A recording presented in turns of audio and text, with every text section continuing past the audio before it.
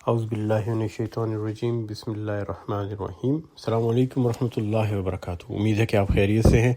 انشاءاللہ ہم سورہ العلق جو 96 سورہ ہے اس کا دوسرا حصہ آج کریں گے انشاءاللہ، تلاوت اور تفسیر۔ ہم نے پہلا حصہ کیا پچھلے ہفتے، اس میں ہم نے بات کی پہلی 5 آیات کی جو کہ قرآن کی نازل ہونے والی سب سے پہلی وحی ہیں۔ تو اس میں 1 منٹ کے اندر اندر جلدی سے ان کو دہراتے ہیں۔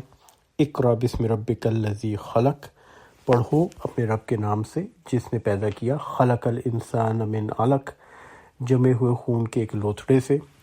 یہاں ہم نے بات کی ایمبریولوجی کی اور کس طرح اللہ تعالیٰ نے 1400 سال پہلے قرآن میں وہ تمام مراحل بیان کیے ہیں جن سے انسان کی تخلیق ہوتی ہے، جو اب جا کے 1950 کی دہائی کے بعد ہمیں پتہ چلے۔ ان میں کئی تو ایسے مراحل ہیں جن کو 1970-80 کی دہائی میں الیکٹران مائکروسکوپ سے دیکھا گیا اور اللہ تعالیٰ نے ان کو بالکل صحیح اور بہترین طریقے سے 1400 سال پہلے بیان کیا۔ پھر اس کے بعد اللہ تعالیٰ آیت نمبر 3 میں فرماتے ہیں اقرأ وربک الاکرم، پڑھو تمہارا رب بڑا کریم ہے، الذی علم بالقلم، جس نے قلم کے ذریعے سے علم سکھایا، علم الانسان ما لم یعلم، انسان کو وہ علم دیا جو وہ نہ جانتا تھا۔ اور یہاں ہم نے یہ بات کی کہ انسان کی تاریخ میں اور اس کی ترقی میں لکھنے کا اور قلم کا بہت بڑا کردار ہے۔ اور جب پہلی دفعہ لکھنا شروع ہوا اور کچھ علامتی طریقے سے لکھا گیا سمبل فارم میں، تو اس وقت انسان جو تھا پتھر کے زمانے سے نکل کے جدید دور میں داخل ہوا۔ اور بعد میں جب الفاظ کا لکھنا شروع ہوا، کیونیفارم اسکرپٹ جب شروع ہوا بابل کے علاقے میں، میسوپوٹیمیا میں، تو انسان نے ایک اور جدید دور کی ابتدا کی جسے پیتل کا زمانہ، برونز ایج کہا جاتا ہے۔ اور جب مناسب الفاظ سے لکھنا شروع ہوا تو اس وقت انسان جو ہے اس نے لوہے کا زمانہ، آئرن ایج جو ہے اس کو ڈسکور کیا، دریافت کیا۔ بعد ازاں جب پرنٹنگ پریسز بن گئیں اور چھاپا خانے شروع ہو گئے، لکھائی مزید بہتر ہو گئی، علامہ بالقلم اپنی ایک نئے نہج پہ جدید دور میں داخل ہوا، تو صنعتی ترقی کا زمانہ شروع ہوا۔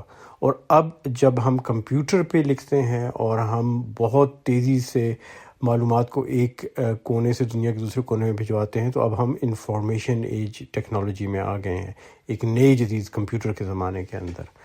تو اللہ تعالیٰ نے یہ بیان کیا کہ انسان کا علم اس کے لکھنے کی صلاحیت قلم سے مربوط ہے، اور جیسے جیسے اس میں اضافہ ہوتا ہے تو اس کو وہ علم ملتا ہے جو اس کے پاس پہلے نہیں تھا۔ اگلی آیات میں اللہ تعالیٰ فرماتے ہیں کلا ان الانسان لیطغی، ہرگز نہیں، انسان سرکشی کرتا ہے۔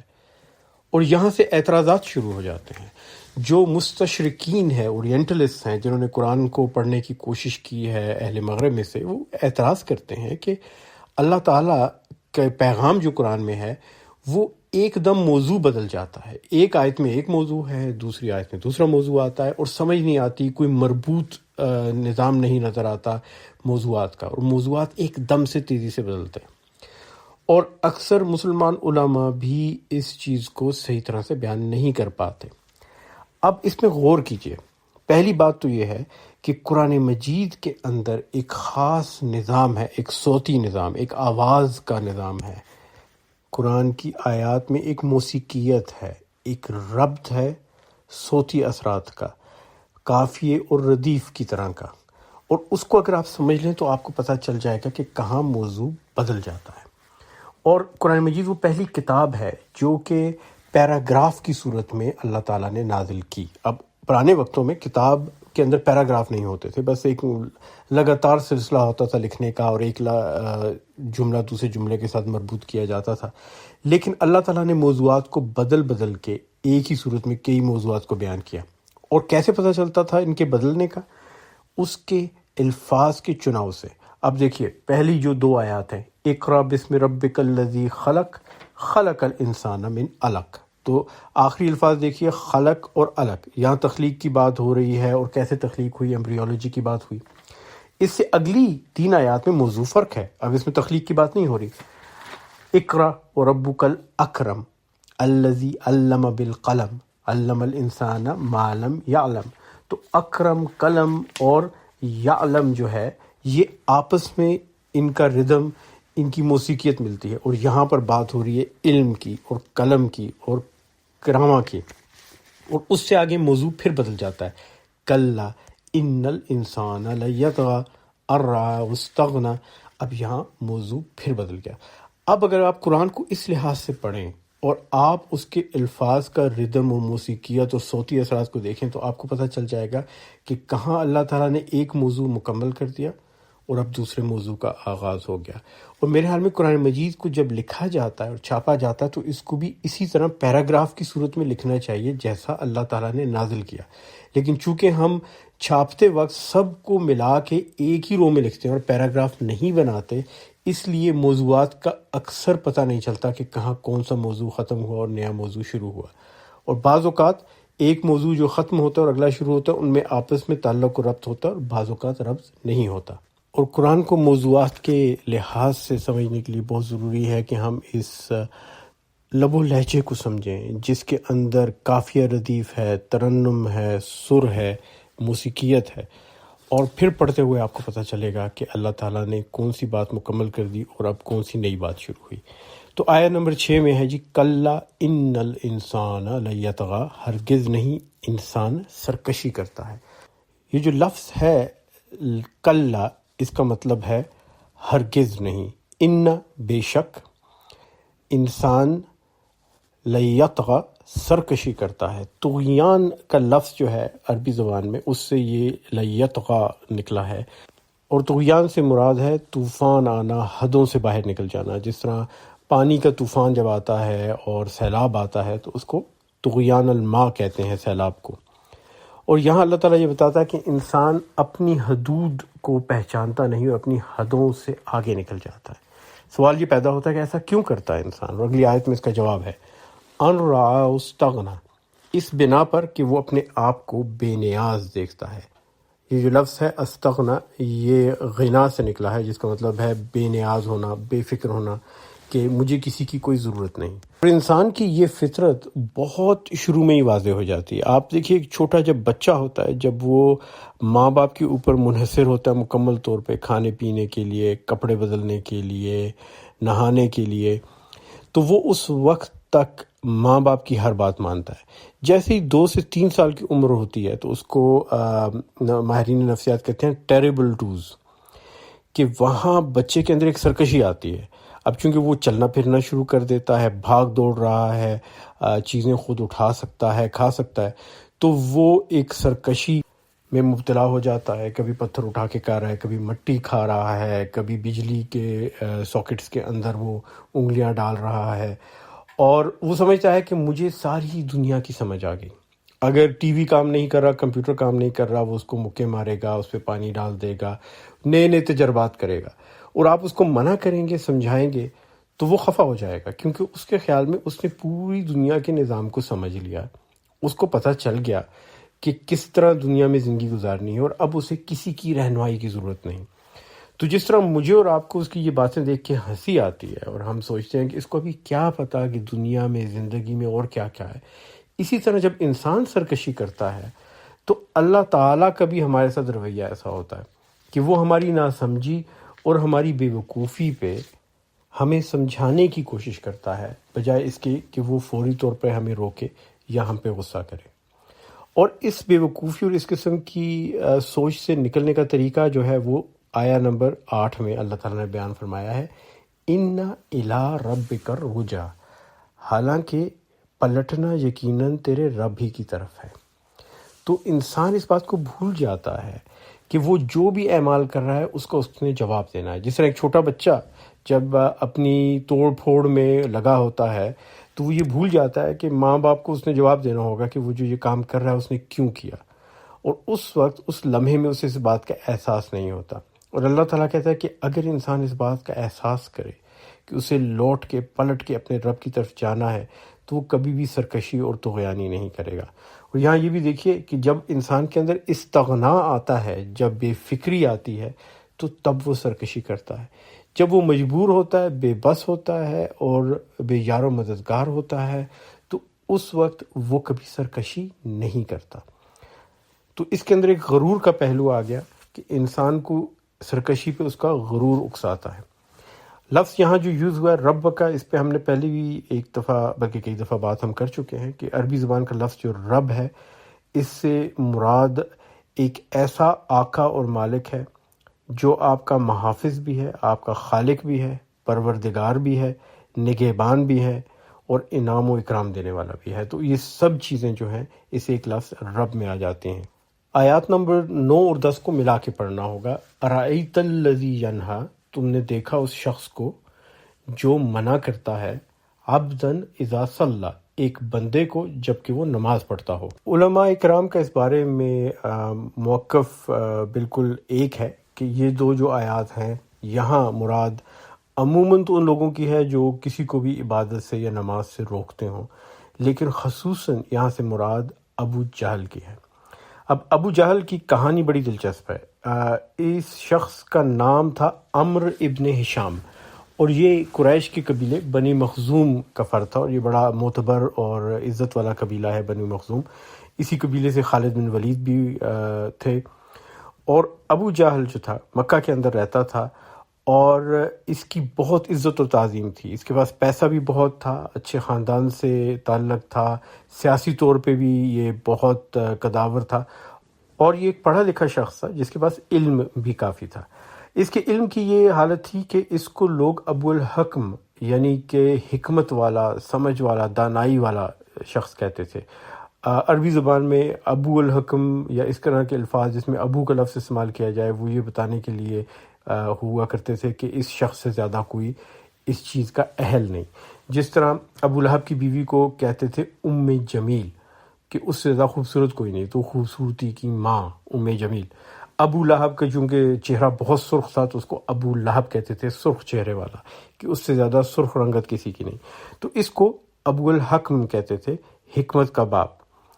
اور یہ اس قدر سمجھدار انسان تھا کہ عربوں کے ہاں ایک کونسل تھی جس کو کہتے تھے دار الندوہ، اور یہ ایک طرح کی مشاورتی مجلس تھی، مجلس شورا تھی، جس میں بڑے بزرگ بیٹھا کرتے تھے، جس طرح ہمارے یہاں پنچایت ہوتی ہے یا جرگہ ہوتا ہے، بڑے بزرگ بھی بیٹھتے۔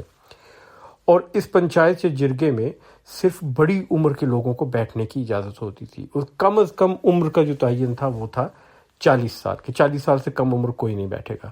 جس طرح ہمارے یہاں الیکشن میں ہوتا ہے کہ 25 سال سے کم عمر کا بندہ الیکشن میں کھڑا نہیں ہو سکتا، 45 سال سے کم عمر کا بندہ وزیر اعظم نہیں بن سکتا۔ لیکن ابو جہل، جس کا اصل نام عمرو ابن ہشام تھا، وہ اس قدر سمجھدار تھا کہ اس کو 30 سال کی عمر میں ہی اس دار الندوہ کی مجلس شورا میں شامل کر دیا گیا تھا۔ جب نبی پاک صلی اللہ علیہ وسلم نے اسلام کی اشاعت شروع کی تو مکہ میں بہت سے لوگوں نے اسلام قبول کیا، لیکن ابو جہل آخر وقت تک اسلام کا مخالف رہا۔ اس کی جو والدہ تھی اسما بنت مخربہ، وہ مسلمان ہو گئیں۔ اس کا بھائی تھا حارث ابن ہشام، وہ بھی اسلام قبول کر چکا اور صحابی تھا۔ اس کی جو بہن تھیں ان کے بیٹے نے بھی اسلام قبول کیا، اور آپ کو سن کے حیرت ہوگی کہ اس کی بہن کا بیٹا کون تھا۔ اس کی بہن کا نام تھا حنتامہ بنت ہشام، اور اس کے بیٹے کا نام تھا عمر بن خطاب۔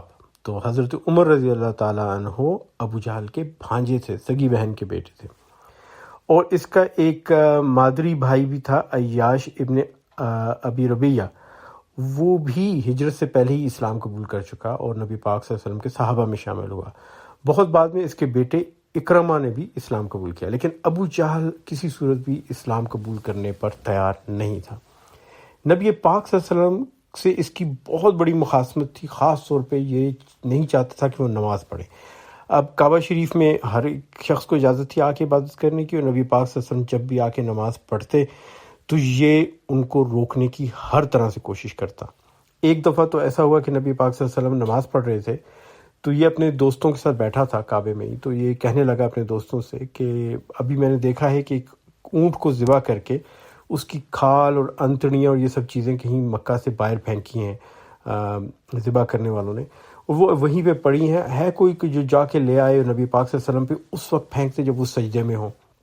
تو اس کا ایک ساتھی تھا عقبہ، وہ چلا گیا اور اٹھا کے لے آیا، اور نبی پاک صلی اللہ علیہ وسلم جب سجدے میں تھے تو ان کی گردن کے اوپر وہ پھینکتی، اور وہ اتنی بھاری تھیں کہ نبی پاک صلی اللہ علیہ وسلم سجدے سے اٹھ نہ سکے۔ جتنے لوگ دیکھ رہے تھے وہ ڈر کے مارے قریب نہیں آتے تھے کہ آ کے نبی پاک صلی اللہ علیہ وسلم کے اوپر سے وہ کھال اور وہ انتڑیاں وہ سب غلاظت ہٹائیں۔ تو بی بی فاطمہ 7 سال کی تھیں، وہ روتی ہوئی آئیں اور انہوں نے کوشش کی ہٹانے کی۔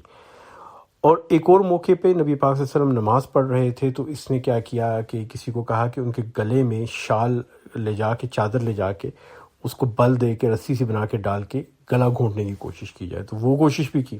اور بالآخر اس نے نبی پاک صلی اللہ علیہ وسلم کو دھمکی دی کہ اگر آپ نے دوبارہ آ کے یہاں نماز پڑھی تو جب آپ سجدے کی حالت میں ہوں گے تو میں اپنے پاؤں سے آپ کی گردن جو ہے کچل دوں گا۔ اور اس کے بعد یہ چلا گیا۔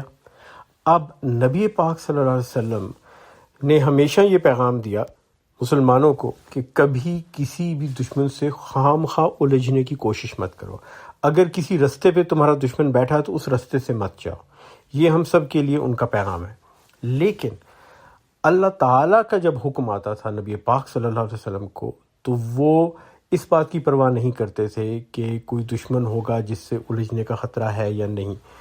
تو نبی پاک صلی اللہ علیہ وسلم اس کے باوجود خانہ کعبہ میں جاتے رہے نماز پڑھنے کے لیے۔ اور آگے چل کے میں آپ کو قصہ سناؤں گا کہ جب وہ یہ دھمکی دے چکا تھا ابو جہل، تو اس کے بعد جب نبی پاک صلی اللہ علیہ وسلم نماز پڑھنے آئے تو کیا ہوا ابو جہل کے ساتھ۔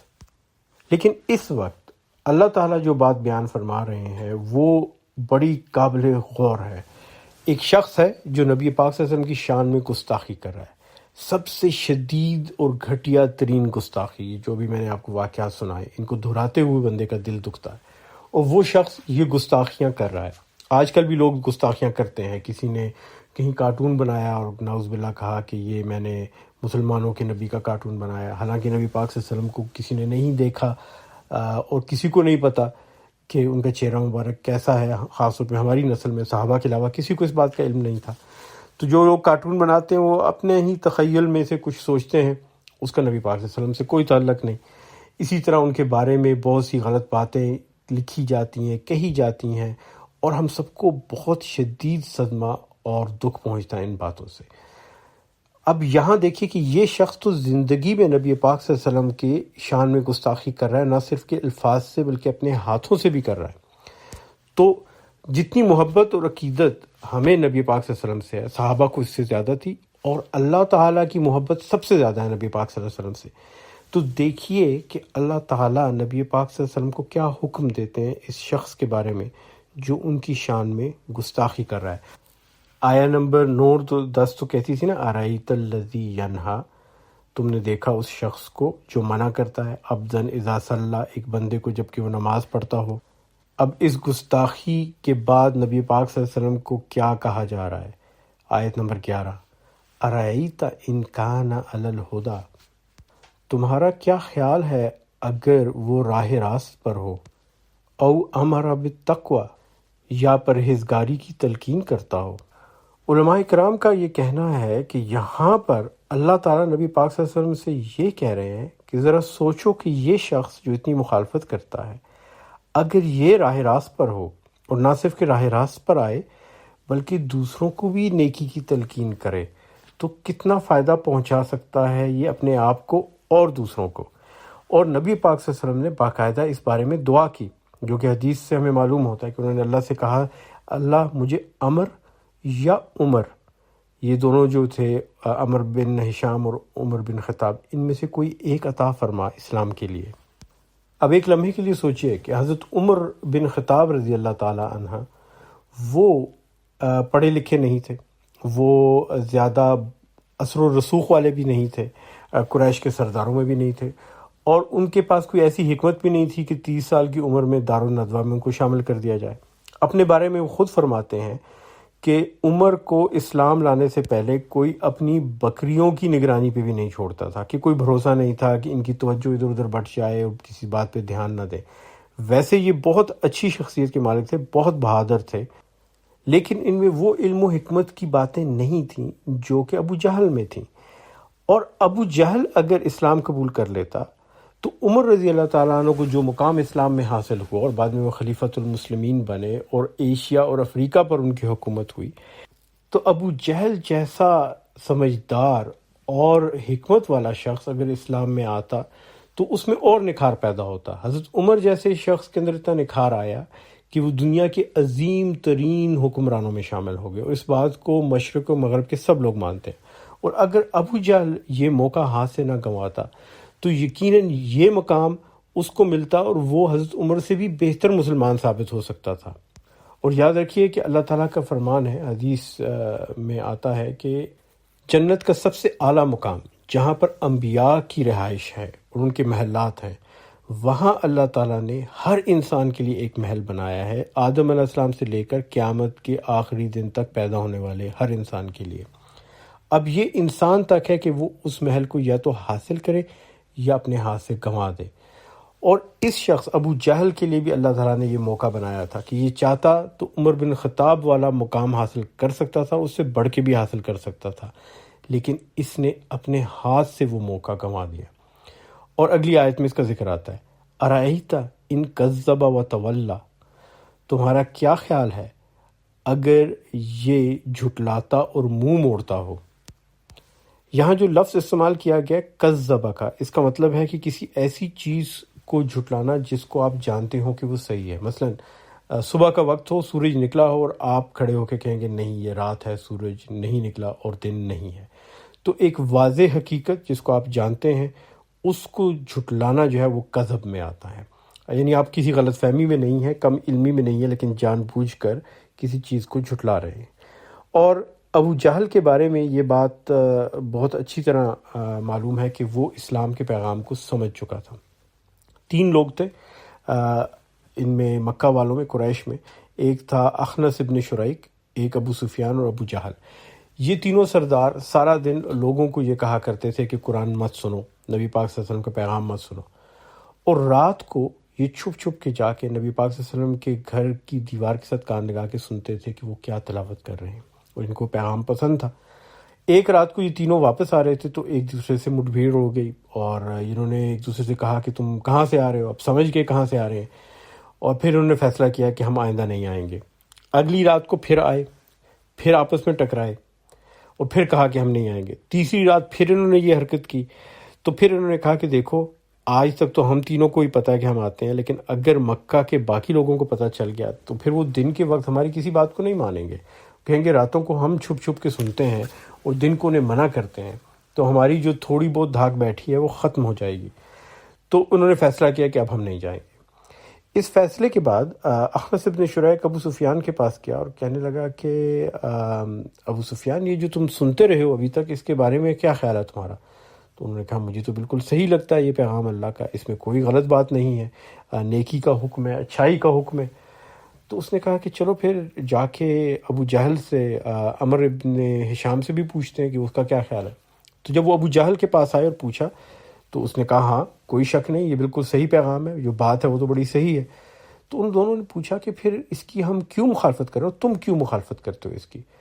تو یہاں پر ابو جہل نے وہ بات کی جس سے سمجھ آتی ہے کہ اس کے ذہن کے اندر کس قدر غرور تھا۔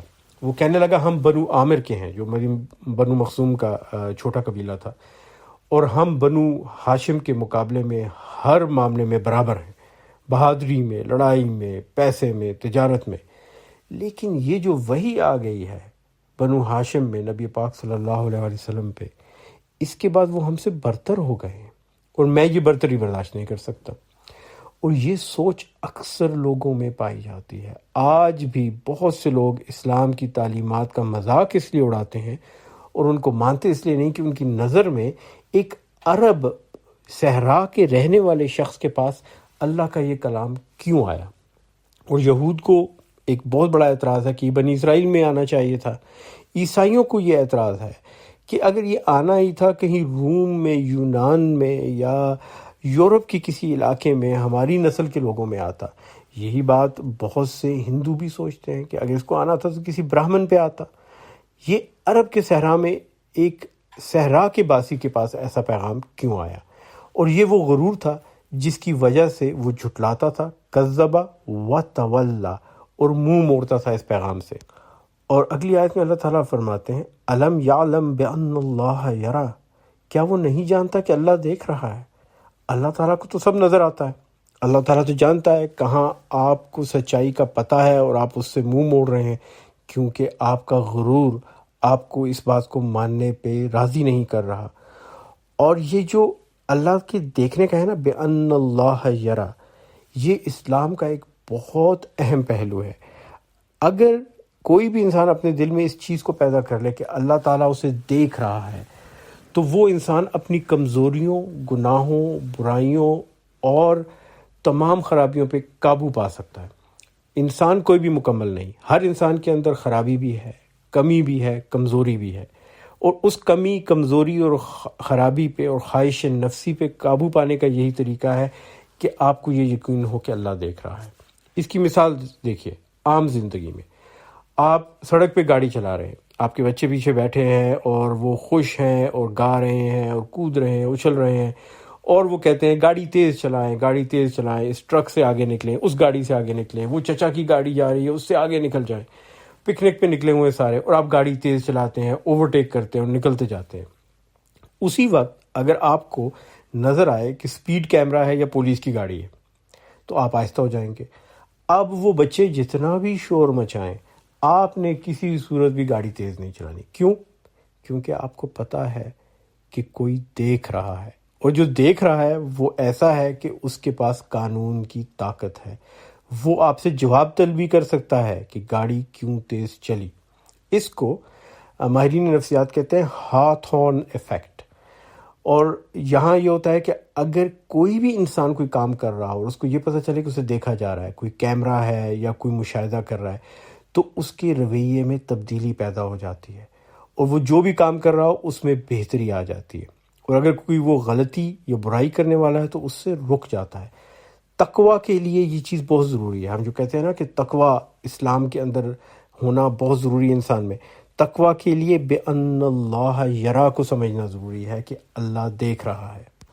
اگلی آیت میں اللہ تعالیٰ یہ بتاتے ہیں کہ جو لوگ اس بات کی پرواہ نہیں کرتے کہ اللہ دیکھ رہا ہے، ان کے ساتھ کیا سلوک ہوگا۔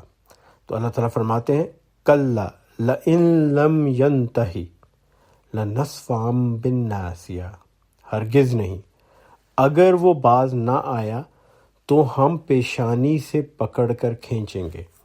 یہاں غور کیجیے گا، کلا ہرگز نہیں، لَإِن لَمْ يَنْتَهِ اگر وہ باز نہ آیا، لَنَسْفَعًا تو ہم کھینچیں گے، بالناصیہ پیشانی سے پکڑ کر۔ یہاں یہ نہیں کہا گیا کس کو کھینچیں گے، یہ نہیں کہا گیا کہ اسے کھینچیں گے، یہ نہیں کہا گیا کہ کسی خاص شخص کو کھینچیں گے، بلکہ سب کے بارے میں کہا کہ قیامت کے دن اس پیشانی سے پکڑ کر لوگوں کو لایا جائے گا، مجرموں کو۔ اور پیشانی سے پکڑ کر کیوں؟ کیونکہ یہ جو آپ کی پیشانی ہے نا، اس کے پیچھے دماغ کا وہ حصہ ہے جس کو پری فرنٹل کارٹیکس کہتے ہیں۔ یہ دماغ کا وہ حصہ ہے جہاں انسان کی سوچ اور سمجھ ہوتی ہے۔ آپ جب بھی کسی بارے میں فیصلہ کرتے ہیں نا، آپ غصے کا، جارحیت کا، دور اندیشی کا، حوصلے کا اور جھوٹ بولنے کا یا سچ کہنے کا، جو آپ سوچ سمجھ کے فیصلہ کرتے ہیں نا، وہ آپ کے ماتھے کے پیچھے، پیشانی کے پیچھے پری فرنٹل کارٹیکس میں ہوتا ہے۔ ایک دماغ کے اندر گہرا نچلے حصے میں ایک حصہ ہے جس کو کہتے ہیں لمبک سسٹم۔ یہ ہوتا ہے آپ کے جذبات کا۔ تو جو جذباتی فیصلے اچانک ہوتے ہیں سوچے سمجھے بغیر، وہ وہاں سے اٹھتے ہیں۔ جذباتی فیصلوں پہ اللہ تعالیٰ پکڑ نہیں کرے گا۔ مثلا آپ کہیں کھڑے ہیں اور کسی شخص نے آ کے آپ کو ٹکر ماری، تو آپ نے مڑ کے اس کو مکہ مار دیا، اور پھر آپ کو احساس ہوا کہ وہ غلطی سے آپ سے ٹکرایا، تو آپ نے اس سے معافی مانگی، کہا کہ نہیں معاف کر دو بھائی، میں سمجھا کہ آپ نے مجھ پہ حملہ کر دیا تھا۔ یہ ایک جذباتی ریئیکشن تھا، یہ اچانک رد عمل تھا۔ تو جو جذباتی رد عمل ہوگا اس کو اللہ تعالیٰ معاف کر دیتا ہے، لیکن جو سوچ سمجھ کے کیا جاتا ہے نا، اس کے اوپر ہماری پکڑ ہوگی۔ تو پکڑ ہوگی اس پیشانی کی، پری فرنٹل کارٹیکس کی، جہاں سے سوچ سمجھ کے ہم فیصلے کرتے ہیں۔ اور یہاں آپ یہ اعتراض کر سکتے ہیں کہ جی آپ خام خواہ بات کو بڑھا رہے ہیں، اللہ نے تو کہا ہے پیشانی سے پکڑنا ہے، اس میں اللہ تعالیٰ نے دماغ کا ذکر نہیں کیا، پری فرنٹل کارٹیکس کا ذکر نہیں کیا۔ آپ تو ڈاکٹر صاحب سائنس کو کھینچ کے لاتے ہیں قرآن کی آیات کو ثابت کرنے کے لیے اور دوسروں پہ دھاک بٹھانے کے لیے اپنے دین کی، اور ان کو مرغوب کرنے کے لیے کہ جی دیکھیں میرے خدا نے سائنس کی بات کر دی۔ تو اس کا ثبوت میں آپ کو اگلی آیت میں دیتا ہوں، یہ میری بات نہیں، اللہ کی بات ہے۔ اس آیت میں اللہ تعالیٰ نے کہا نا لَنَسْفَعًا بِالنَّاصِیَةِ، تو ہم پیشانی سے پکڑ کر کھینچیں گے۔ اب اللہ تعالیٰ بتاتا ہے میں کون سی پیشانی کی بات کر رہا ہوں، یہ ماتھے کی بات نہیں کر رہا، میں دماغ کی بات کر رہا ہوں۔ اگلی ہی آیت میں اللہ تعالیٰ فرماتے ہیں ناسیتن کاذبتن خاطئہ، اس پیشانی کو جو جھوٹی ہے اور سخت خطا کار ہے۔ اب اللہ تعالیٰ نے یہاں بیان کر دیا کہ یہاں دماغ کی بات ہو رہی ہے، پیشانی کے پیچھے پری فرنٹل کارٹیکس کی بات ہو رہی ہے۔ کاذبہ کا مطلب ہے جھوٹ بولنا، اور وہی بات ہم نے پہلے بھی کی کہ ایسا جھوٹ بولنا جس کا آپ کو پتہ ہو کہ سچ ہے اور آپ چھپا رہے ہیں بات۔ خاطئہ پہ غور کیجیے گا، خاطئہ کا لفظ جو ہے نا وہ ظاہر کرتا ہے ایک ایسی خطا اور غلطی جس کے انجام کا آپ کو پتہ نہ ہو، اور آپ سمجھیں کہ اس کا برا انجام نہیں ہوگا لیکن اس کا انجام بہت برا نکلتا ہو۔ اب سوچیں، ابو جہل نے جو نبی پاک صلی اللہ علیہ وسلم کی مخالفت کی، کیوں؟ اس کو غرور تھا، میں بنو عامر کا ہوں، یہ بنو ہشام والے مجھ سے آگے کیسے نکل جائیں، میرے قبیلے میں نبی نہیں آیا، دوسرے قبیلے میں کیوں آیا؟ اور وہ کس بات پہ الجھ رہا ہے؟ مکہ کی حکمرانی پہ۔ کس بات کا غرور ہے اسے؟ مکہ کی سرداری کا، کہ میں تو دارالندوہ میں بیٹھتا ہوں، میں تو مکہ کی مجلس شورا میں بیٹھتا ہوں، میں تو بہت بہتر ہوں۔ دوسری طرف حضرت عمر ابن خطاب جو اس کے بھانجے ہیں، وہ تلوار لے کے نکلے نبی پاک صلی اللہ علیہ وسلم کو شہید کرنے کے لیے۔ رستے میں انہیں کسی نے کہا کہ آپ کی تو بہن نے اسلام قبول کر لیا۔ بہن کے گھر گئے تو وہ قرآن پڑھ رہی تھی، انہوں نے بہن کو زد و کوب کرنا شروع کر دیا، اور بہن نے کہا میں یہ دین نہیں چھوڑوں گی۔ تو ایک لمحے کے لیے وہ ٹھہر گئے، سوچنے لگے ایسی کیا بات ہے اس دین میں جو یہ چھوڑنا نہیں چاہتی۔ تو بہن نے ان کو قرآن پڑھ کے سنایا، قرآن سنا، سوچا، سمجھا، تلوار اٹھائی، اسی طرح ننگی تلوار، اور چلے واپس نبی پاک صلی اللہ علیہ وسلم کے گھر کی طرف۔ تب تک خبر پہنچ گئی تھی مکہ میں نبی پاک صلی اللہ علیہ وسلم کے پاس اور صحابہ کے پاس کہ عمر بن خطاب تلوار لے کے نکلا ہے، اور اس نے اعلان کیا ہے کہ میں آج نبی پاک حضرت محمد مصطفیٰ صلی اللہ علیہ وآلہ وسلم کو شہید کروں گا۔ صحابہ جمع ہو گئے سب۔ نبی پاک صلی اللہ علیہ وسلم نے کہا کہ اس کو روکنا مت، آنے دو، مجھے پتہ ہے وہ کیوں آ رہا ہے، اللہ تعالیٰ نے خبر دے دی۔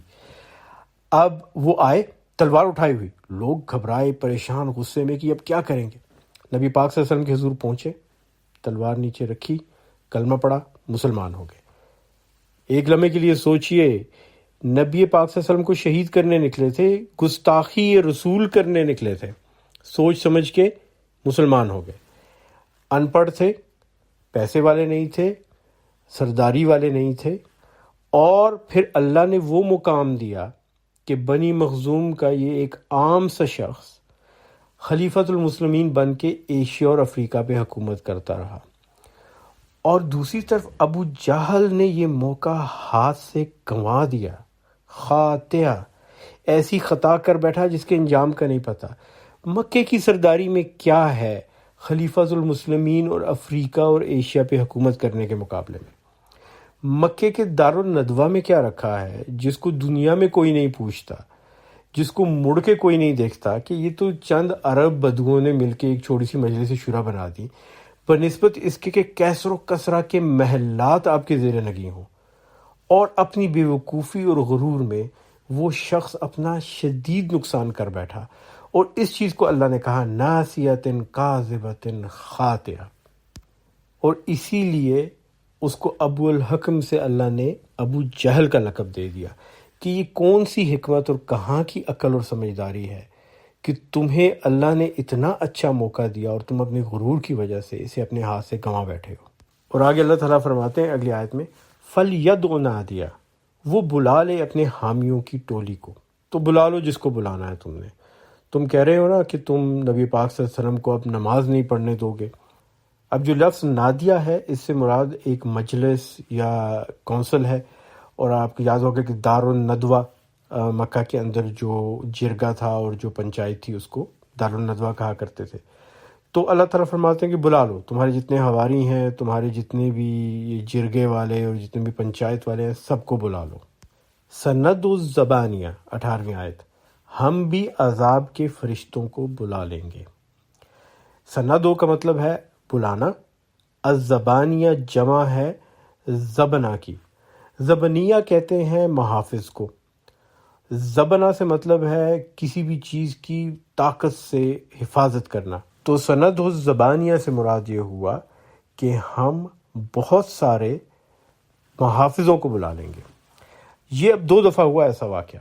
کہ اللہ تعالیٰ نے جو محافظ فرشتے تھے ان کو بھیجا اس شخص کو روکنے کے لیے۔ پہلی دفعہ کیسا ہوا کہ آپ کو میں نے بتایا تھا کہ نبی پاک صلی اللہ علیہ وسلم کو اس نے دھمکی دی کہ اگر دوبارہ آپ کو میں نے دیکھا نماز پڑھتے ہوئے تو نعوذ باللہ میں اپنے پاؤں سے گردن کچل دوں گا۔ تو نبی پاک صلی اللہ علیہ وسلم کو اللہ نے حکم دیا کہ دوبارہ جا کے کعبے میں نماز پڑھیں۔ نبی پاک صلی اللہ علیہ وسلم چلے گئے، نماز پڑھنے لگے۔ ابو جہل وہیں کعبے کے اندر بیٹھا تھا اور اس کے ساتھ کے سارے دوست تھے جن کے بارے میں اللہ تعالیٰ نے کہا تھا فَلْيَدْعُ نَادِيَهُ، بلا لو جن کو بلانا ہے، وہ سب بیٹھے ہوئے تھے۔ اب وہ دیکھنے لگے ابو جہل کی طرف اور پھر نبی پاک صلی اللہ علیہ وسلم کی طرف۔ نبی پاک صلی اللہ علیہ وسلم نماز پڑھ رہے ہیں، سجدہ کر رہے ہیں، اور انہوں نے ابو جہل کو کہا تم نے تو کہا تھا کہ اگر دوبارہ یہ آئے تو تم کچل دو گے گردن اپنے پاؤں سے، تو کیا کر رہے ہو یہاں بیٹھے ہوئے؟ اب اس کو غصہ آ گیا، ظاہر ہے اس کے اندر انا اور غرور تو بہت تھا۔ کھڑا ہوا اور نبی پاک صلی اللہ علیہ وسلم کی طرف چلنے لگا۔ اب تھوڑا سا وہ چلا اور اچانک پیچھے ہٹا، الٹے پاؤں بھاگا اور اپنے ہاتھ سے کسی چیز کو پیچھے دھکیلنے لگا، جیسے ہوا میں کسی کو دھکیل رہا ہو۔ تو لوگوں نے پوچھا کہ کیا ہوا؟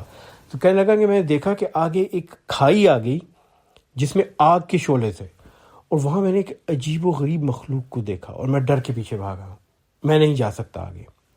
اب یہاں پہ کئی علماء کرام نے کہا ہے کہ اللہ تعالیٰ کا اس کی طرف عذاب تھا اور اللہ نے اس کو اپنا عذاب دکھایا اور اس کو سزا دی، لیکن میرا موقف تھوڑا مختلف ہے۔ میں یہ کہتا ہوں کہ اس موقع پہ اللہ تعالیٰ نے اس کے ساتھ اپنی رحمت کا سلوک کیا، کیونکہ اللہ تعالیٰ کہتا ہے کہ وہ رحمان اور رحیم ہے۔ میں ایک مثال دے کے واضح کرتا ہوں۔ بچہ جو ہوتا ہے نا، وہ سمجھ نہیں پاتا کہ اس کے حق میں کیا چیز اچھی ہے اور کیا بری ہے، اور وہ اکثر آگ کے ساتھ کھیلنے کی کوشش کرتا ہے۔ اس کو جب آگ کے شعلے نظر آتے ہیں تو وہ لپکتا ہے ان کی طرف، تو آپ اس کو روکتے ہیں، بار بار روکتے ہیں، اور جب وہ نہیں روکتا نا تو پھر آپ اس کو تصویریں دکھاتے ہیں کہ دیکھو آگ سے جل جاتے ہیں لوگ، اور جل کے ایسا ہوتا ہے۔ انٹرنیٹ سے نکال کے دکھائیں گے یا اخبار میں دکھائیں گے، رسالوں میں دکھائیں گے کہ جب جل جائے تو ایسے تکلیف ہوتی ہے۔ اب وہ تصویریں دیکھ کے بچہ ڈر جاتا ہے، لیکن آپ اس کو کوئی عذاب نہیں دے رہے، آپ اس کو ذہنی اذیت نہیں دے رہے، آپ اس کے ساتھ رحمت اور محبت کا معاملہ کر رہے ہیں، آپ اس کو بچانا چاہتے ہیں۔ تو اس موقع پہ بھی اللہ تعالیٰ نے، حالانکہ وہ گستاخ رسول ہے، اللہ کی رحمت پھر بھی ہے اس کے لیے کہ اللہ تعالیٰ اس کو بچانا چاہ رہے ہیں۔ اللہ تعالیٰ نے اس کو منظر دکھایا جہنم کی آگ کا اور جہنم کی آگ کے پہرے دار فرشتے کا، کہ دیکھو یہ ہے انجام اگر تم باز نہ آئے، لیکن وہ باز نہیں آیا۔ اس کی مخالفت بڑھتی رہی، نبی پاک صلی اللہ علیہ وسلم اور تمام مسلمانوں کو ہجرت پہ مجبور کر دیا گیا، مکہ سے مدینہ چلے گئے، پھر بھی اس کے دل کو سکون نہیں ملا۔ تو 1 سال کے بعد وہ 1000 کا لشکر لے کے بدر کے مقام پہ پہنچا۔ بہترین لشکر کی تیاری تھی، اسلحہ تھا، گھوڑے تھے، اونٹ تھے، ذرائع بختر تھیں، نیزے، ڈھالیں، تیر کمان۔ مسلمان 313 تھے اور اکثر لوگوں کے پاس اسلحہ نہیں تھا، وہ ڈنڈے اور اس قسم کی چیزیں اٹھا کے آئے ہوئے تھے۔ کئی لوگوں کے تو کپڑے بھی پھٹے ہوئے تھے، ذرا بختر تو دور کی بات، میرے حال میں صرف 2 ذرا بختر تھی پوری فوج میں۔ اور پھر اللہ تعالیٰ نے اپنے فرشتوں کو بھیجا سزا دینے کے لیے۔ سزا ملی اسے، گستاخی رسول کی سزا ملی، لیکن پہلے اللہ تعالیٰ نے اس کو بہت موقع دیے۔ اور اس موقع پہ بدر میں جو لوگ بچ گئے کفار میں، وہ کہنے لگے کہ ہمیں نظر نہیں آتا تھا، لیکن کوئی ایسی قوتیں تھیں جو ہمیں ہمارے گھوڑوں سے بھی گرا رہی تھیں اور ہم پہ وار کر رہی تھیں، اور نظر نہیں آتی تھی۔ وہ اللہ کے فرشتے تھے جس کا قرآن میں ذکر ہے کہ انہوں نے آ کے اس فوج کو شکست دی اور مسلمانوں کی مدد کی۔ تو آج کل کے زمانے میں بھی جب آپ کہیں گستاخی رسول دیکھیں تو پہلا اصول یہ ہے کہ اللہ کا پیغام ان تک پہنچائیں۔ بعض اوقات یہ لوگ جو گستاخی رسول کرتے ہیں، ان کو اللہ مجھ سے اور آپ سے بہتر مسلمان بنا دیتا ہے جب انہیں اللہ کا پیغام صحیح مل جائے۔ جیسے حضرت عمر بن خطاب کی مثال ہے کہ وہ تو تلوار لے کے نکلے تھے شہید کرنے، ایسا تو ابو جہل نے کبھی نہیں کیا، ابو لہب نے کبھی نہیں کیا، اخنس بن شریک نے نہیں کیا، اور اللہ تعالیٰ نے جب ان کو ہدایت دے دی تو ان سے بہتر مسلم کوئی اور نہیں تھا۔ اسی طرح آج کل کے زمانے میں آپ نے سنا ہوگا، یورپ میں میرے خیال میں ایک ولندیزی ڈچ ڈائریکٹر تھا، یہ ڈنمارک کا تھا، جس نے ایک فلم بنائی نبی پاک صلی اللہ علیہ وسلم کی شان میں گستاخی کرنے کے لیے۔ بعد میں جب اس نے اسلام کو سمجھا اور پڑھا تو مسلمان ہو گیا، اور آج وہ اسلام کا بہت بڑا داعی ہے۔ تو یہ ضروری ہے کہ جو لوگ بھی اپنی بے وقوفی، اپنی خطا، کم عقلی کی وجہ سے یہ کریں، اور یقیناً اس میں ان کی خطا ہے، کیونکہ اسلام پہ چلنے یا اسلام کو سمجھنے کے بعد ہر انسان کا فائدہ ہوتا ہے۔ جس طرح عمر ابن خطاب کا فائدہ ہوا، اور اسلام کے پیغام سے الجھنے اور اسے رد کرنے کا ہر انسان کو نقصان ہے، جیسا کہ عمر ابن ہشام کو ہوا کہ وہ ابو الحکم سے ابو جہل بن گیا۔ اور اسلامی تعلیمات میں یہ ایک بہت اہم چیز ہے کہ جہنم کا جب بھی ذکر کیا جاتا ہے تو اس کے اندر جہنمیوں کو جو سب سے بڑی تکلیف ہوتی ہے نا، وہ جسمانی نہیں ہے، وہ اس بات کی تکلیف ہے کہ وہ پشیمان ہوتے ہیں کہ ہمارے پاس کتنا اچھا موقع تھا اور کتنی آسانی سے ہم جنت حاصل کر سکتے تھے، اور ہم نے یہ موقع ہاتھ سے کما دیا۔ اور وہ بار بار ایک ہی بات کہتے ہیں، ہمیں صرف ایک دفعہ دوبارہ موقع دیا جائے اس دنیا میں جانے کا، اور ہم صرف اور صرف نیک اعمال کریں گے اور بہترین مسلمان ہو جائیں گے۔ تو یہ پشیمانی کا جو دکھ ہے نا، یہ سب سے بڑا دکھ اور سب سے بڑی سزا ہے جہنمیوں کے لیے۔ اور آخری آیت سورہ العلق کی، اللہ تعالیٰ فرماتے ہیں کلا لا تطع واسجد واقترب، ہرگز نہیں اس کی بات نہ مانو اور سجدہ کرو، اپنے رب کا قرب حاصل کرو۔ کلا کا مطلب ہے ہرگز نہیں، لا تطع کا مطلب ہے اس کی بات نہ مانو یا اس کی بات پہ دھیان نہ دو، پرواہ مت کرو۔ واسجد اور سجدہ کرو، واقترب اور اپنے رب کا قرب حاصل کرو اور قریب ہو جاؤ۔ اور یہ آیت سجدہ ہے، اس کے بعد سنت ہے کہ نبی پاک صلی اللہ علیہ وسلم سجدہ فرماتے تھے۔ اور جب ہم نے سورہ العلق کی تفسیر شروع کی تھی تو میں نے آپ سے بہت سے وعدے کیے تھے، ان میں سے 2 وعدے ایسے ہیں جو ابھی تک میں نے پورے نہیں کیے۔ ایک یہ وعدہ کیا تھا میں نے کہ انشاءاللہ آپ کو میں ایک نبی پاک صلی اللہ علیہ وسلم کی ایسی سنت بتاؤں گا جس پہ عمل کر کے آپ کو 100 شہیدوں کا ثواب پہنچے گا، اور اگر آپ دن میں 5 دفعہ 5 نمازوں میں اس پہ عمل کریں تو انشاءاللہ 500 شہیدوں کا ثواب ہوگا، اور اس میں آپ کی جان کا بھی کوئی نقصان نہیں ہے۔ تو یہ سنت ہے جناب نبی پاک صلی اللہ علیہ وسلم کی کہ وہ نماز میں جب سجدہ کرتے تھے تو اس میں دعا مانگا کرتے تھے، خاص طور پہ آخری سجدہ بہت طویل کر کے اس میں ساری دعائیں مانگتے تھے۔ اور یہ صرف وہ دعائیں نہیں جو قرآن اور حدیث میں آتی ہیں، جو بھی چیز چاہیے ہوتی تھی اس کے لیے سجدے میں دعا کرتے تھے۔ ہمارے ہاں یہ رواج ہے کہ ہم نماز پوری پڑھتے ہیں اسی طرح جو بتائی گئی ہے، کوئی اس میں اضافہ نہیں کرتے، اپنی دعاؤں کا قرآن کی تلاوت کرتے ہیں اور سنت والی دعائیں کرتے ہیں، اور اس کے بعد نماز کے بعد بیٹھ کے ہم دعا کرتے ہیں اللہ تعالیٰ سے جو بھی مانگنا ہو، گھر چاہیے، گاڑی چاہیے، پیسہ چاہیے، کامیابی چاہیے، بچوں کی صحت چاہیے، شفا چاہیے، اپنی صحت شفا چاہیے، سب دعائیں ہم نماز کے بعد کرتے ہیں۔ اب کہتے یہ ہیں کہ دعا نماز کا دماغ ہے۔ اب آپ سے ایک سوال پوچھوں گا، دماغ کہاں ہوتا ہے، جسم کے اندر یا باہر؟ ظاہر اندر ہوتا ہے۔ اگر دماغ کو نکال کے جسم کے باہر رکھ دیا جائے تو دماغ کا کیا فائدہ ہے؟ کوئی فائدہ نہیں۔ اور جسم کو کیا ہوتا ہے؟ جسم مر جاتا ہے۔ ہماری نمازوں میں یہ ایک بہت بڑی کمی ہے کہ ہم نماز کے اندر دعا چونکہ نہیں کرتے تو ہماری نماز میں توجہ بھی نہیں ہوتی، اور نماز کے بعد ہماری تمام توجہ مرکوز ہو جاتی ہے۔ جب تک ہم نماز پڑھ رہے ہیں ہمیں نہیں پتہ چلتا پہلی رکعت ہے کہ دوسری ہے یا تیسری ہے یا چوتھی ہے، بہت زور لگانا پڑتا ہے ذہن پہ۔ کبھی کبھی بھول جاتا ہے انسان کہ میں نے 1 سجدہ کیا یا 2 کیے، اور ہمیشہ دل بوجھل رہتا ہے نماز میں اس کے بعد کہ میں صحیح نہیں پڑھ سکا، اور نماز جیسے ہی ختم ہوئی تو 100% ذہن آپ کا مستعد ہو گیا، بالکل ٹھیک ٹھاک تیار ہو گیا کہ اب دعائیں مانگنی اللہ سے۔ نبی پاک صلی اللہ علیہ وآلہ وسلم نے اور صحابہ نے کبھی بھی نماز کے بعد ہاتھ اٹھا کے دعا نہیں مانگی، کبھی نہیں، ایک دفعہ بھی نہیں۔ کسی حدیث کسی روایت سے یہ ثابت نہیں۔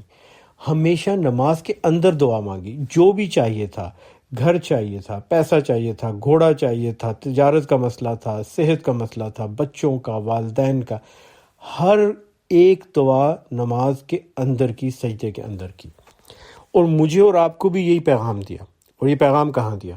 میں یہ آپ کو باقاعدہ مکمل روایت کے ساتھ بتاتا ہوں۔ صحیح مسلم کتاب الصلاۃ، باب ما یقال فی الرکوع والسجود، یعنی کہ نبی پاک صلی اللہ علیہ وسلم نے کیا فرمایا ما یقال فی الرکوع والسجود، رکوع اور سجدے کے بارے میں۔ حدیث نمبر 482 482، حضرت ابو ہریرہ رضی اللہ تعالیٰ عنہ فرماتے ہیں، یہ غور سے سنیے گا، اقرب ما یکون العبد من ربہ وہو ساجد فاکثر الدعاء۔ نبی پاک صلی اللہ علیہ وسلم کہتے ہیں، حضرت ابو ہریرہ کی روایت ہے، بندہ سب سے زیادہ اپنے رب سے اس وقت قریب ہوتا ہے جب وہ سجدے میں ہوتا ہے۔ اور آپ کو یہاں ایک بڑے افسوس سے بات بتاتا ہوں کہ ترجمہ یہاں ختم کر دیا گیا، حالانکہ یہ لفظ ہے وَهُوَ ساجد، جب وہ سجدے میں ہوتا ہے۔ آگے نبی پاک صلی اللہ علیہ وسلم نے فرمایا ہے فَأَكْثِرُ الدُّعَاء، پس کثرت سے دعا کیا کرو سجدے کے اندر۔ لیکن جہاں بھی یہ حدیث بیان کی جاتی ہے صحیح مسلم سے باہر، حتیٰ کہ قرآن کی تفسیر میں بھی جہاں بیان کی جاتی ہے، آخری حصہ ہٹا دیا جاتا ہے۔ اور ایسا کیوں کیا جاتا ہے؟ آخر یہ روایت ہم تک کیوں نہیں پہنچنے دی جا رہی کہ دعا نماز کے بعد نہیں، نماز کے اندر کی جاتی ہے؟ وجہ یہ ہے کہ اسلام وہ واحد مذہب ہے جس نے یہ سکھایا کہ آپ کی عبادت اور دعا دونوں ایک ہیں، عبادت کے اندر دعا ہوگی۔ باقی مذاہب میں یہ تھا کہ جا کے پہلے عبادت کی جاتی تھی، تمام آیتیں پڑھی جاتی تھی، انجیل کی، تورات کی، زبور کی۔ جو آتش پرست تھے وہ پہلے آگ کی عبادت کرتے تھے، آگ جلاتے تھے، چڑھاوے دیتے تھے۔ ہندو جا کے گھنٹیاں بجاتے تھے، اس کے بعد اشنان پڑھتے تھے اور اپنی تمام مذہبی جو آیتیں تھیں وہ پڑھتے تھے۔ سکھ بھی یہ کرتے ہیں۔ اور جب وہ سب ختم کر دیتے تھے تو پھر خدا سے مانگتے تھے جو بھی چاہیے ہوتا تھا۔ یہ ان کا اسلوب تھا، طریقہ تھا۔ اسلام کا یہ طریقہ نہیں۔ اسلام میں عبادت اور دعا کو یکجا کیا نبی پاک صلی اللہ علیہ وسلم نے۔ لیکن جب یہودیوں، عیسائیوں، ہندوؤں، آتش پرستوں اور بدھ مت کے ماننے والے مذاہب کے لوگوں نے اسلام قبول کیا، اور جب ان ممالک میں اسلام پہنچا تو انہوں نے اسلام کو اپنی روایت کے مطابق ڈھال دیا، اور یہ روایت اتنی پکی ہو گئی کہ نماز کے اندر دعا نہیں مانگنی، اپنی زبان میں بھی نہیں مانگنی، اپنی بات بھی کوئی نہیں کرنی، صرف اللہ کی بات کرنی ہے، اور نماز کے بعد بیٹھ کے دنیا کی اور اپنی بات کرنی ہے۔ اتنی پکی ہوگی روایت کہ باقاعدہ اس حدیث کو چھپایا گیا اور اس کے ترجمے کو روک دیا گیا وہاں جا کے جہاں نبی پاک صلی اللہ علیہ وسلم نے کہا فَأَكْثِرُ الدُّعَاء، کہ کثرت سے دعا کرو۔ اب نماز میں دعا پڑھنے کے فوائد کیا ہیں؟ پہلا فائدہ تو یہ ہے کہ اگر آپ اس کو اپنی عادت بنا لیں کہ میں سجدے میں دعا مانگوں گا، اور میں یہ تجربہ کر کے دیکھ چکا ہوں اور میں آپ کو اپنے تجربے کی بنیاد پہ بتاتا ہوں کہ اس طرح کرنے سے نماز میں آپ کا خشوع و خضوع بھی بہت ہو جائے گا۔ یہ نسخہ ہے خشوع و خضوع کا، ڈاکٹری نسخہ دے رہا ہوں آپ کو۔ اور وہ جو ہوتے ہیں نا ٹھونگوں والے سجدے، جو حدیث میں بھی آیا ہے کہ جس طرح کوا جب ٹھونگ مارتا ہے یا جلدی سے یوں سر ٹکرا کے اٹھ جاتا ہے، ان سے نجات مل جائے گی۔ ہمارے سجدے کیوں تیز ہوتے ہیں، کیوں سپیڈ میں ہوتے ہیں؟ اس لیے کہ ہم نے اس میں سبحان ربی اللہ، سبحان ربی اللہ، سبحان ربی اللہ تیزی سے کہنا، اٹھ جانا، یاد بھی نہیں ہوتا کتنی دفعہ کہا بھی کہ نہیں کہا، ایک دفعہ کہا، 3 دفعہ کہا، پہلا سجدہ، دوسرا سجدہ۔ اگر اس میں دعا شامل ہونا تو سجدہ ٹھہر کے ہوگا اور نماز صحیح پڑھی جائے گی۔ اب طریقہ جو میں آپ کو ایک طریقہ بتاتا ہوں، آپ اپنا طریقہ بھی اختیار کر سکتے ہیں۔ میں یہ طریقہ آزما کے دیکھ چکا ہوں کہ ایک رکعت میں 2 سجدے ہیں، تو پہلے سجدے میں عربی کی کوئی دعا، کوئی بھی، رب زدنی علما، اللہم ربنا آتنا فی الدنیا حسنہ وفی الآخرۃ حسنہ وقنا عذاب النار، 3 دفعہ سبحان ربی اللہ پڑھا، اس کے بعد یہ دعا مانگ لی۔ کوئی اور دعا، رب یسر ولا تعسر وتمم بالخیر بک نستعین، جو آسان ہو، جو آتی ہو آپ کو، رب زدنی علما اور اللہم ربنا آتنا فی الدنیا حسنہ وفی الآخرۃ حسنہ وقنا عذاب النار تو ہر ایک کو آتی ہے۔ تو یہ جناب پہلے سجدے میں کر لیں۔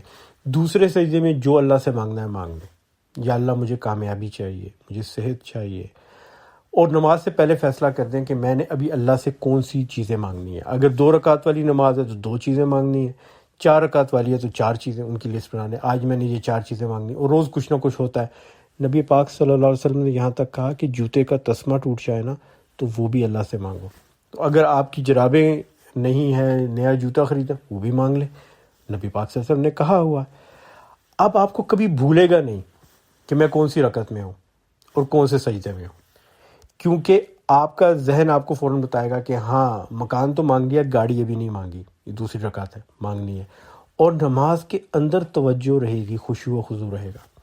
اور یہاں ایک اور بڑی آپ کو میں دلچسپ بات بتاؤں کہ میں نے جب پہلی دفعہ اس سنت کا احیاء کیا، اس سنت کو زندہ کیا، جو کہ حدیث میں آتا ہے کہ نبی پاک صلی اللہ علیہ وسلم نے کہا جو میری کسی مردہ سنت کو زندہ کرے گا اسے 100 شہیدوں کا ثواب ملے گا۔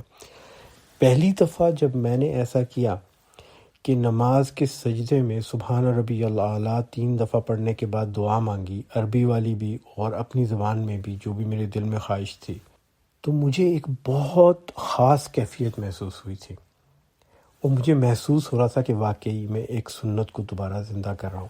وہ کیفیت کیا تھی میں آپ کو نہیں بتاؤں گا، کیونکہ اگر میں نے آپ کو بتا دیا تو آپ کو اگر دوبارہ وہی چیز محسوس ہوتی ہے سجدے میں دعا کرتے ہوئے تو آپ یہ کہہ سکتے ہیں کہ چونکہ ڈاکٹر منیب نے ذکر کیا تھا تو میرے ذہن میں یہ بات تھی اس لیے مجھے محسوس ہوا۔ میں آپ کو کیفیت نہیں بتا رہا، یہ کہہ دوں کہ ایک خاص چیز محسوس ہوگی، آپ تجربہ کر کے دیکھیں۔ اور نبی پاک صلی اللہ علیہ وسلم کی سنت کے حدیث کے مطابق صحیح مسلم کی 482 حدیث کتاب الصلاح باب الرکوع و سجود کے مطابق کر کے دیکھیے اور اس کو اپنی عادت بنا لیں۔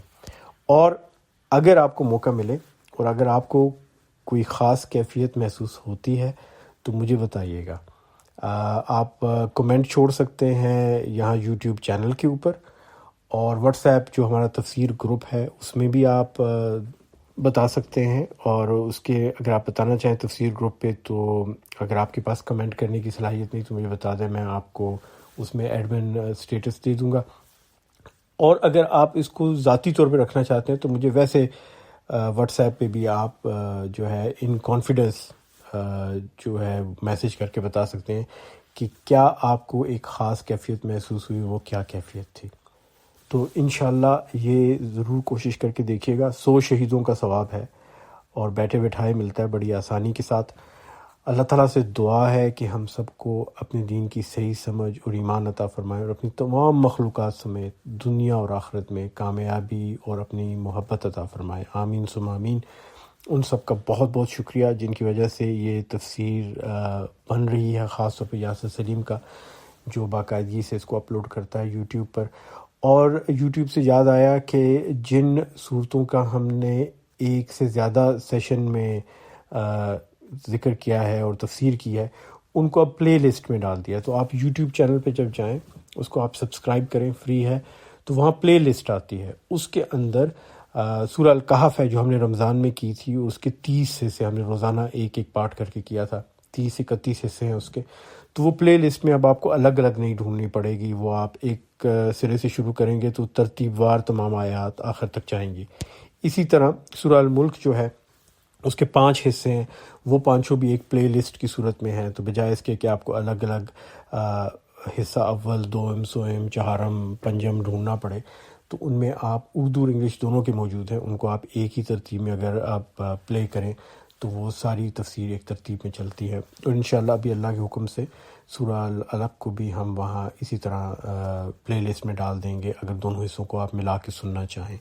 تو دعاؤں میں یاد رکھیے گا، اور انشاءاللہ اگلی دفعہ اللہ کے حکم سے سورہ القدر کی تفسیر اور تلاوت کے ساتھ پھر ملیں گے۔ السلام علیکم ورحمۃ اللہ وبرکاتہ۔